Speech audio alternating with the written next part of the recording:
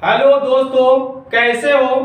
आज मैं Bihar board class 12 100 marks English के पोएट्री सेक्शन का चैप्टर नंबर 1 पढ़ाने जा रहा हूं। दोस्तों, ये मेरा पूर्ण विश्वास है कि ये इसका समरी आपको बहुत अच्छे से समझ में आएगा।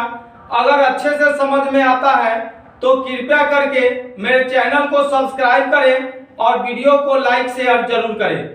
चलिए, इन्हीं बातों के साथ मैं समरी को स्टार्ट करता हूं। समरी का नाम है, पोएम का नाम है sweetest love I do not गो।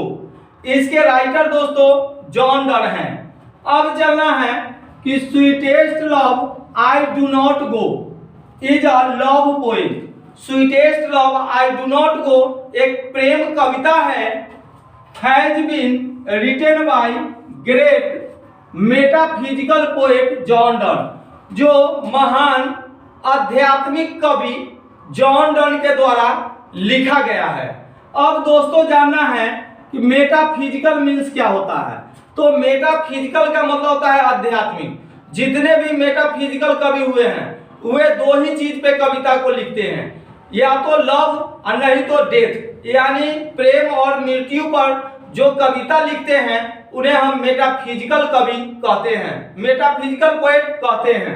अब दोस्तों जानना है कि in this poem the poet describes, इस कविता में कवि वर्णन करते हैं the importance of true love, यानी इस कविता में वास्तविक सच्चा प्यार के महत्व का वर्णन इस कविता में कवि करते हैं।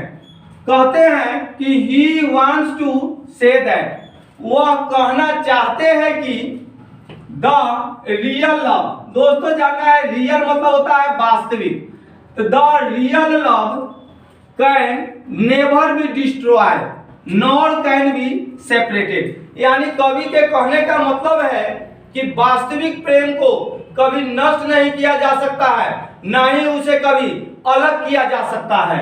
दोस्तों यहाँ जानना है कि डिस्ट्रॉय मतलब होता है नष्ट करना और सेपरेट मतलब अलग करना। तो यहाँ कवि कहते हैं कि वास्तविक प्रेम को कभी नष्ट नहीं किया जा सकता है, ना ही कभी उसे अलग किया जा सकता है, सेपरेट किया जा सकता है। The poet wants to part away, दोस्तों जानना है पार्ट अवे मतलब होता है अलग होना, पार्ट अवे मतलब अलग होना। तो the poet wants to part away from his beloved not, यानी दोस्तों यहाँ लिख दिया नॉट। तो कवि जो है अपने प्रेमिका से, कवि जो है अपने प्रेमिका से अलग होना नहीं चाहते हैं, because he has fed up with her और he hopes to get a fitter love, क्योंकि वो जो है अपने प्रेमिका से फेड अप, फेड अप का मतलब होता है उबा हुआ। तो कवि जो है अपने प्रेमिका से उबे हुए नहीं हैं और न ही उससे कभी अलग होना चाहते हैं, और he hopes to get a fitter love, और वो आशा करते हैं कि हमारा जो प्यार है बहुत अच्छा होगा, दुनिया मेरे प्यार को याद करेगा, मेरा लव जो होगा फिटर होगा, इतिहास में लिखा जाएगा। ही वांट्स टू लिव, दोस्तों यहाँ जानना है लिव, लिव मतलब होता है छोड़ना। तो he wants to live out this world, वो जो है कवि इस दुनिया को छोड़कर कहीं अलग जाना चाहते हैं, बिकॉज क्योंकि ही वांट्स टू डाई इन जेस्ट, क्योंकि वो साथ साथ मरना भी चाहते हैं। कवि सोचते हैं कि मैं इस दुनिया छोड़कर कहीं अलग चला जाऊं और साथ में कौन, यानी कवि और उनके प्रेमिका साथ में जिए और साथ में मरे, ये आशा करके वो इस दुनिया से अलग जाना चाहते हैं। The poet also console, console मतलब होता है दोस्तों सांत्वना। The poet also console his beloved that he will return sooner than the sun, कवि यहाँ कहते हैं कि अगर मैं मर भी जाऊं तो मेरी प्रेमिका की आत्मा सूर्य की भी तेज रोशनी से, हम चाहे इस दुनिया में जहां रहें, मेरे पास उसके सूर्य के तीव्र रोशनी से भी तेजी से पहुंचे उसकी आत्मा मेरे यहाँ। He wants to say that, वह कहना चाहते हैं कि he always live in the heart of his beloved. यानी कवि इस कविता में कहना चाहते हैं कि वे हमेशा अपने प्रेमिका के दिल में रहना चाहते हैं। सो इसलिए he will be present in her heart, इसलिए वह अपने प्रेमिका के दिल में मौजूद भी हैं। अब दोस्तों जानना है दोज का प्रयोग हुआ है दोनों के लिए, यानी कवि के लिए और कवि के प्रेमिका के लिए। Those who live in the heart of, अब दोस्तों जानना है हार्ट मतलब होता है दिल।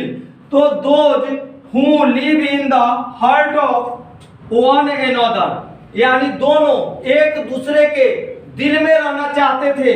ये वन अनदर का मतलब दोस्तों होता है एक दूसरे के दिल में, तो एक दूसरे, तो सो यह क्या कर रहा है कि दोज मतलब दोनों, who live in the heart of one another, दोनों एक दूसरे के दिल में रहना चाहते थे। कैन नेवर बी सेपरेटेड, कभी अलग रहना नहीं चाहते थे। कवि की प्रेमिका थी, वो भी हमेशा कवि के दिल में रहना चाहते थे, और जो कवि है वो भी अपने प्रेमिका के दिल में हमेशा रहना चाहते थे। कैन नेवर बी सेपरेटेड, कभी अलग रहना नहीं चाहते थे। द पोएट एक्सप्रेसेस, दोस्तों एक्सप्रेसेस का मतलब होता है व्यक्त करना, तो the poet expresses his divine love. दोस्तों जानना है डिवाइन लव का मतलब होता है शुद्ध प्रेम, पवित्र प्रेम। तो कहता है the poet express his divine love, कवि जो है अपने सत्य प्रेम की व्यक्त करते हैं फॉर हिज बिलव्ड, अपने प्रेमिका से शुद्ध प्रेम को व्यक्त करते हैं इन ए कंक्रीट लैंग्वेज, मजबूत शब्दों में, आसान शब्दों में। He finally concludes that love is immortal, वो अंततः निष्कर्ष में कहते हैं कि लव जो है इमोर्टल है, प्रेम जो होता है अमर होता है, प्रेम सत्य है और इसको कभी खत्म नहीं किया जा सकता है, इसे प्रेमिक प्रेमिका से कभी अलग नहीं किया जा सकता है। तो दोस्तों ये जो कविता है इसका समरी आपको बहुत अच्छे से समझ में आया होगा।